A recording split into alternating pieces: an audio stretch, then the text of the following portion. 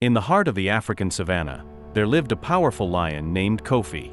He was feared and respected by all the animals, but he was also arrogant, convinced that his strength made him the wisest and greatest creature in the land.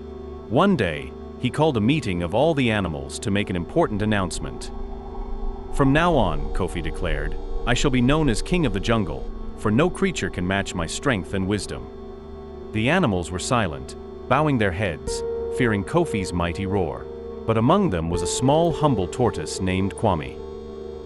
Unlike the other animals, Kwame was not afraid to speak his mind.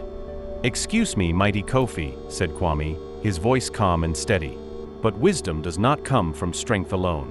A true king should protect and serve his kingdom, not rule over it with fear." Kofi laughed, his roar echoing through the savannah. "And what would a slow, shellbound creature like you know about wisdom?" Kwame smiled. "Why don't we have a test, then? If you can prove your wisdom, I will bow to you as king. But if I can trick you, you must agree to be kinder to us all."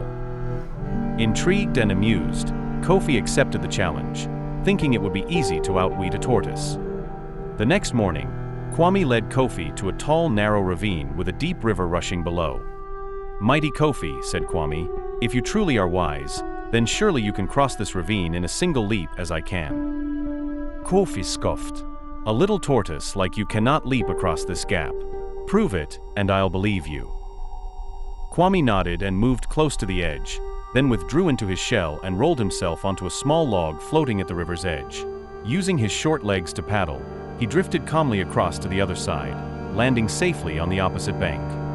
"See, I have crossed it," Kwame called out, grinning. "Now it's your turn."